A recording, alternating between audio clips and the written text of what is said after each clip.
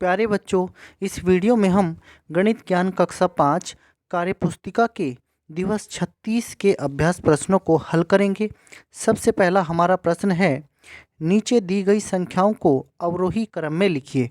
अवरोही क्रम का मतलब घटते क्रम में लिखना है। तो घटते क्रम में लिखने के लिए सबसे पहले हमें सबसे बड़ी संख्या लिखनी होती है, फिर उससे छोटी, फिर उससे छोटी, फिर सबसे छोटी, ऐसे हम लिखते चले जाते हैं।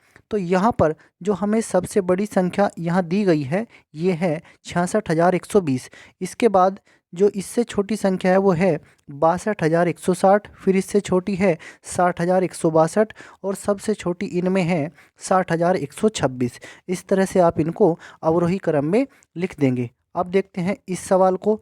यहाँ पर जो हमें सबसे बड़ी संख्या दी गई है वो है 8,80,845। ये संख्या इनमें सबसे बड़ी है। फिर इससे छोटी है 1,88,345। फिर इससे छोटी संख्या है 1,34,508 और जो सबसे छोटी संख्या दे रखी है वो है 88,845। तो इस तरह से आप इस क्रम को लिख सकते हैं। ऐसे ही इस सवाल को देखिए, यहाँ पर जो सबसे बड़ी संख्या दे रखी है वो है 65,321। इससे छोटी है 65,312। इससे छोटी है 65,203 और यहाँ सबसे छोटी संख्या है 65,123। तो इस तरह से हम इनको अवरोही क्रम में लिख सकते हैं। अब देखते हैं हम अपने दूसरे सवाल को। यहाँ पर क्या करना है, नीचे दी गई संख्याओं को की पूर्ववर्ती संख्या लिखिए। पूर्ववर्ती संख्या लिखने के लिए जो संख्या दे रखी होती है उसमें से एक घटाना होता है। जब इसमें से एक घटा देंगे तो जो संख्या प्राप्त होगी वो दी गई संख्या की पूर्ववर्ती संख्या होगी। अब यहाँ पर ये हमें पहला प्रश्न देखिए, इसमें 16,38,944 इसकी पूर्ववर्ती लिखनी है। तो इसमें जो इकाई का नंबर है बस उसमें से एक कम करना है। इकाई का यहाँ पर क्या नंबर है, 4। 4 में से एक कम कर दीजिए, 3 आ जाएगा। बाकी सारी पूरी संख्या ऐसे ही लिखनी है। बस 4 में से एक कम कर दीजिए, यहाँ पर 3 आएगा। बाकी इसमें कहीं भी कोई बदलाव नहीं करना है। 16,38,943 अब ये संख्या बन जाएगी। ऐसे ही इसको देख लीजिए, यहाँ पर इकाई का अंक 8 है, इसमें से एक कम कर दीजिए तो बन जाएगा ये 7। बाकी कोई अंक हमें नहीं छेड़ना है, तो यहाँ पर इकाई की जगह पर अब क्या आ जाएगा, 7 आ जाएगा। बाकी पूरी संख्या ऐसे ही रहेगी। इसी तरह से आप इसको देखिए, इस संख्या की भी हमें पूर्ववर्ती बतानी है। तो हमें जो इकाई का नंबर है उसमें से एक कम करना है। 9 में से एक कम कर देंगे तो कितना जाएगा, 8 आ जाएगा। बाकी आप पूरी संख्या को ऐसे ही लिख देंगे। बस आपको पूर्ववर्ती संख्या जब बतानी होती है तो इकाई के नंबर में से एक कम करना होता है। तो हमने जब इसमें से 9 में से एक घटाया तो 8 आ जाएगा। बाकी पूरी संख्या को ऐसे ही लिख दीजिए। इसी तरह से आप इन सवालों को भी देख लीजिए। यहाँ पर हमें क्या करना है, इस संख्या की पूर्ववर्ती बतानी है। तो इसमें इकाई का जो नंबर है वो है 0। अब इकाई का नंबर जो 0 है, जब हम 0 में से एक कम करेंगे तो 0 में से एक कम नहीं कर पाएंगे, तो हम यहाँ पर 2 नंबर लेंगे, 20।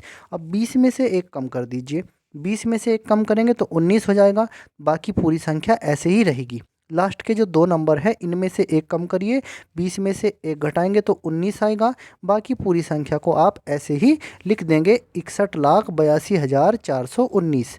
अब देखिए इस सवाल को, यहाँ पर जो लास्ट में है 0, फिर इसके पहले भी 0 है और ये है 2। तो यहाँ पर हम 0 में से एक नहीं कम कर पाएंगे, हमें यहाँ पर ये 3 नंबर लेने पड़ेंगे, यानी कि 200। हम 200 में से एक कम करेंगे, 200 में से एक घटाएंगे तो आएगा कितना, 199। बाकी की ये संख्या ऐसे ही लिखी जाएगी। बस 200 में से एक घटा दीजिए, 199 आ जाएगा।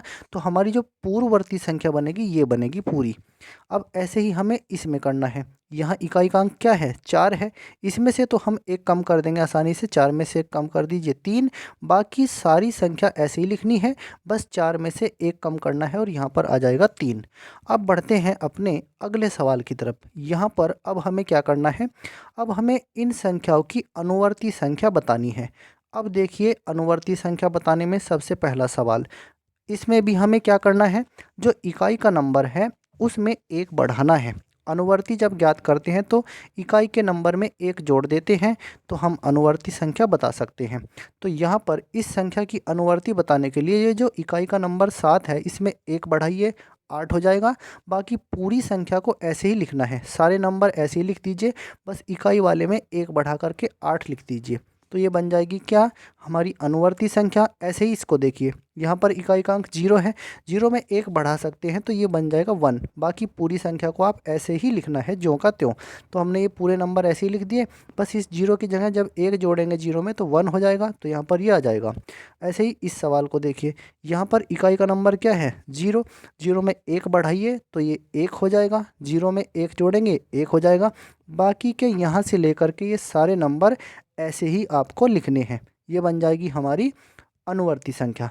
इसी तरह से इसमें देखिए, अब यहाँ पर हमें क्या करना है, अब यहाँ पर जो इकाई का नंबर है वो है 9, 9 में हमें 1 बढ़ाना है। तो जब हम 9 में 1 जोड़ेंगे तो आप ध्यान से देखिए, 9 में 1 जोड़ेंगे तो कितना हो जाएगा 10, 10 की आएगी 0, एक लगेगा हासिल, फिर इस 9 में ये हासिल जुड़ जाएगा 10, 10 की 0, फिर एक हासिल, कितने हो गए 3। तो यानी कि लास्ट में 299 है, जब इसमें 1 बढ़ा दिया हमने तो ये बन गया है 300। तो यानी कि ये हमारा 299 अब बढ़कर हो जाएगा 300। बाकी सारे नंबर ऐसे ही लिखे जाएंगे। तो यहाँ तक के ये नंबर ऐसे ही हैं, 299 में 1 जोड़ा 300 हो गया। तो हम इस संख्या को पूरी को ऐसे लिख देंगे, ये हमारी अनुवर्ती संख्या बन जाएगी। इसी तरह से इस संख्या को देखिए, इसमें इकाई का अंक तो 3 है, 3 में आप 1 जोड़ दीजिए, अनुवर्ती आपकी क्या हो जाएगी, 3 में 1 बढ़ाएंगे तो ये बन जाएगा 4। बाकी आप इन सारे नंबर को ऐसे ही लिख देंगे, तो ये बन जाएगी हमारी अनुवर्ती संख्या। इसी तरह से आप इसको देख लीजिए, इकाई का अंक 4 है, 4 में 1 बढ़ाइए, 4 में 1 बढ़ाएंगे तो 5 हो जाएगा, तो आप इसको ऐसे लिख देंगे। बाकी सारे नंबर ऐसे ही, 4 में 1 बढ़ाएंगे तो 5, तो ये हमारी हो जाएगी अनुवर्ती संख्या। अब बढ़ते हैं हम अपने अगले प्रश्न की तरफ। चौथा सवाल है, इसमें हमें क्या करना है, दिए गए प्रश्नों के सही विकल्प पर सही का निशान हमें लगाना है। 25 इकाई और 245 सैकड़ा किसके बराबर है। 245 सैकड़ा मतलब कितना हो जाएगा 24,500, 245 सैकड़ा हो जाएगा 24,500, इसमें 25 जोड़ दीजिए तो 24,525 ये हमारा उत्तर होगा। तो विकल्प डी सही है। अब देखते हैं इसी में दूसरा सवाल है, इसका ही दे रखा जो बहुविकल्पी वाला। इसमें क्या करना, निम्नलिखित में से कौन 120 प्लस 3,405 प्लस 5 के बराबर है। तो इसके बराबर कौन है, ये देखिए यहाँ पर अगर हम इनका क्रम बदल कर भी जोड़ते हैं तब भी उत्तर वही आएगा। तो विकल्प डी हमारा बिल्कुल सही है। विकल्प डी में बस इनका क्रम बदल दिया है, क्रम बदल के इनको लिखा गया है, तो विकल्प डी सही होगा। तो इस तरह से प्यारे बच्चों, इस वीडियो में हमने क्या किया है, दिवस 36 के अभ्यास प्रश्नों को हल किया है। अगर आपको यह वीडियो अच्छा लगा है तो इसको लाइक कीजिए, शेयर कीजिए। धन्यवाद प्यारे बच्चों।